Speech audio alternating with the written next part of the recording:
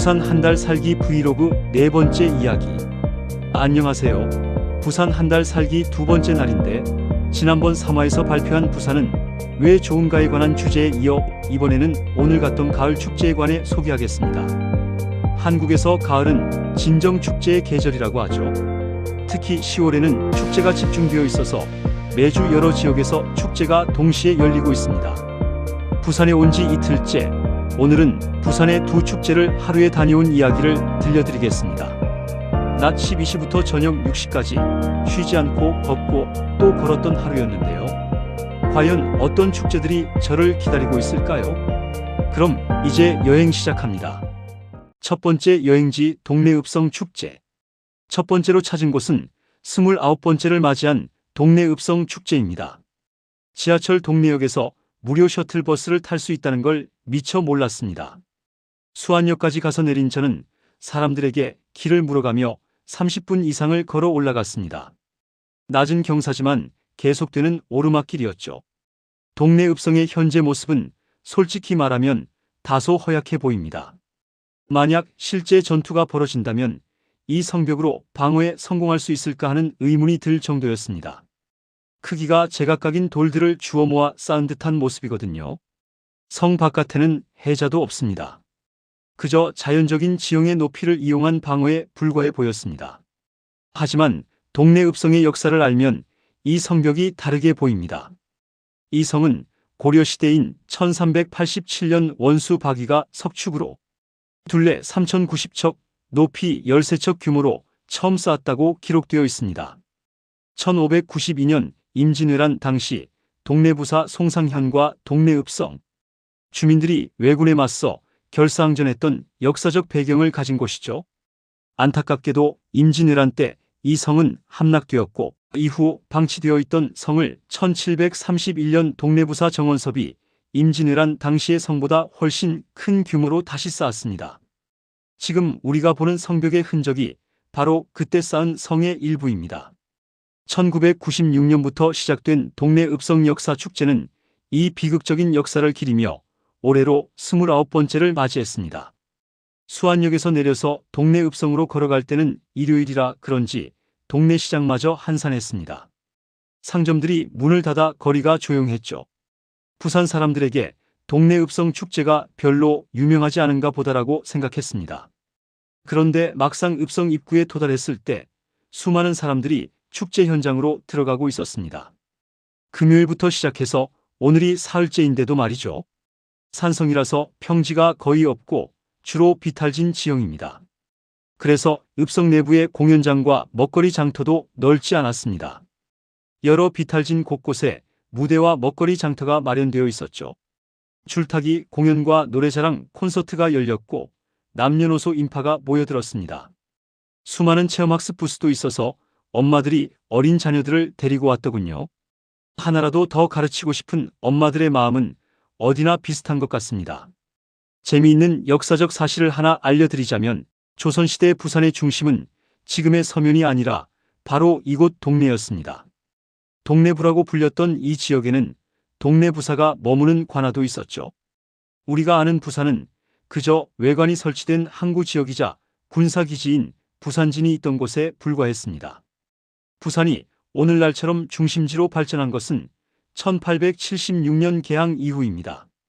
일본인들이 항구 근처에 거류지를 만들면서 도시의 중심이 동네에서 부산포 쪽으로 이동한 거죠. 나올 때는 입구에서 셔틀버스를 타고 편하게 전철역까지 왔습니다. 동래구에서 무료로 운행해 주니 정말 고마운 일입니다. 읍성 앞 복천박물관은 시간이 부족해서 들어가 보지 못했는데 가야 문화, 특히 무덤 문화를 전시하는 곳이라고 합니다. 다음 축제 장소가 멀어서 서둘러 이동해야 했거든요. 두 번째 여행지 구포나루 축제. 다음으로 찾은 곳은 서면에서 서쪽에 있는 낙동강 구포나루입니다. 말 그대로 낙동강 강변에 있는 옛날 나루터 자리죠. 지금은 낙동강 제2대교가 지나는 곳이며 화명생태공원이 있는 장소입니다. 구포는 거북이 포구라는 뜻을 가진 지명입니다. 이곳의 역사는 정말 깊습니다. 조선시대부터 낙동강 하구에 위치해 구포나루를 중심으로 수운이 발달했던 곳이죠. 주변 해안과 평야 지역, 그리고 동네 지역까지 이르는 모든 물류가 이곳 구포나루를 통해 모이고 또 나뉘었습니다. 1628년에는 강변 고을에서 거둔 곡식을 보관하는 조세창고인 감동창이 설치되면서 더욱 번성하기 시작했습니다. 구한 말에는 부산과 경남의 상군을 장악했던 구포객주가 있었고 1912년에는 조선인들이 세운 구포은행이 설립되었습니다. 이 구포은행은 서울을 포함해도 전국에서 세 번째로 생긴 은행이었습니다. 1904년 경부선 구포역이 개설되고 1932년에는 당시 아시아에서 가장 긴 다리였던 낙동장교, 즉 구포다리가 완공되면서 구포는 명실상부한 교통과 물류의 중심지가 되었습니다. 한국전쟁 때는 피난민들이 구포에서 만든 국수로 끼니를 해결했다고 합니다. 그것이 바로 오늘날까지 유명한 구포 국수의 시작입니다. 이 공원은 주민들이 경작지로 사용하다가 2007년 4대강 사업 와중에 시민들을 위한 생태공원으로 바뀌었습니다. 여기서도 무료 셔틀버스가 운행되고 있었는데 나는 또 그걸 모른 채 전철역에서 공원 내부까지 거의 1시간이나 걸어갔습니다. 그래서 오늘 하루 아마 2만 보 이상은 걸은 것 같습니다. 구포 축제는 드넓은 평지에서 열리는 행사답게 정말 성대했습니다. 동네 읍성 축제보다 훨씬 큰 규모로 느껴졌죠. 수많은 차량과 인파가 공원 안으로 몰려들었고 안내 인력도 무척 많았습니다. 이 정도 규모라면 경험도 풍부하고 준비를 상당히 많이 했을 거라는 생각이 들었습니다. 무엇보다 특이한 것은 엄청나게 많고 다양한 체험 부스들이었습니다. 부스마다 젊은이들이 있어서 찾아오는 어린이들을 위해 무언가를 가르치거나 보여주고 있었죠. 보건과 복지 등 노약자를 위한 공공사업 부스들도 많았습니다. 수십 개의 하얀 천막들이 여기저기 줄지어 늘어서 있었고 여러 부스에는 체험을 하려는 사람들의 긴 줄이 이어져 있었습니다. 낙동강을 보기 위해 강가로 갔더니 스피드보트 체험 광고가 많이 붙어 있었습니다. 가격은 겨우 5,000원. 원래는 보트를 탈 생각이 없었는데 막상 선착장에서 보트가 달리는 모습을 보니 마음이 움직였습니다. 용기를 내서 보트를 타고 내리는 한 여인에게 물었습니다. 보트 타는 게 재미있어요? 벌써 3번이나 탔는데 아이들이 졸라서 또 한 번 탈까 해요. 3명의 자녀와 함께 온 그 엄마는 상기된 얼굴로 재미있다고 대답했습니다. 아이들이 셋이라면 4명이 한 번 탈 때마다 2만 원씩 내야 하는데 4번이나 탄다고요? 그게 그렇게 재미있을까 싶었습니다. 반신반의하면서 5,000원을 꺼내 들었습니다. 스태프가 내미는 구명조끼를 입고 얼떨결에 정원 6명의 작은 보트에 탔는데 갑자기 보트가 낙동강대교 아래로 쏜살같이 달리기 시작했습니다.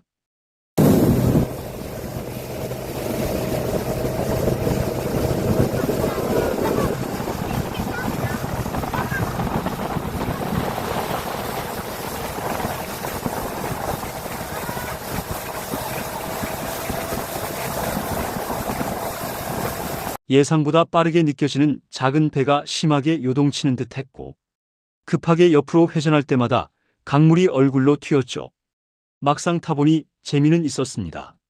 바로 눈앞에서 저녁 노을이 비치는 강물이 아롱거렸습니다. 그러나 배를 타는 시간은 매우 짧았습니다. 아마 5분 정도였을 겁니다. 출렁거리는 낙동강 강물에 반짝이는 저녁 햇살과 주변 풍광을 잠시 카메라로 찍으며 달렸는데 너무 빠르게 움직여서 약간 어지럽기도 했습니다. 그래도 5,000원짜리 경험치고는 나쁘지 않았습니다. 배를 탄 후유증으로 배에서 내린 후에는 약간 비틀거리면서 걷는 느낌이 들었죠. 나는 천천히 공원 내부로 돌아갔습니다. 아까보다 더 많은 사람들이 모여든 듯 보였습니다. 축제의 꽃 먹거리, 특히 먹거리 장터에 사람이 무척 많았습니다. 마치 저녁을 먹기 위해 온 것처럼 수많은 사람들이 먹거리 장터로 모여들었습니다. 사실 먹거리 장터는 전국 어디를 가든 대체로 비슷하지만 구포 축제에는 특별히 일식이나 구운 고기, 꼬치 등도 팔고 있었습니다. 한 주 전에 가봤던 전라북도 정읍 구절초 축제 장터에 비해 먹거리가 훨씬 다양했죠.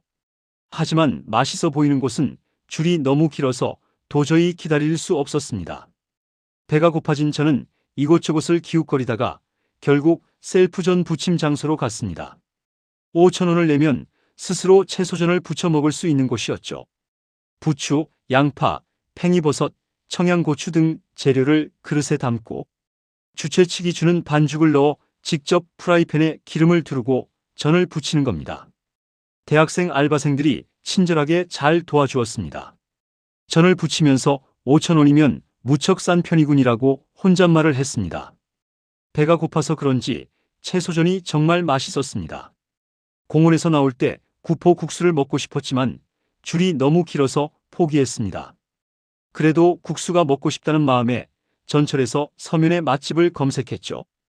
결국 서면역에서 내려 기장 송칼국수 집으로 갔습니다. 6,000원짜리 송칼국수. 유명하다고 하는데 제게는 약간 짰습니다. 일요일 저녁인데도 맛집이라고 해서 제법 사람이 많았습니다. 사장님으로 보이는 남자분이 식탁들을 살피며 친절하게 알아서 반찬을 챙겨주시더군요. 나올 때 사장님께 맛있게 먹었다고 인사하려 했지만 이미 어디론가 가셔서 보이지 않았습니다.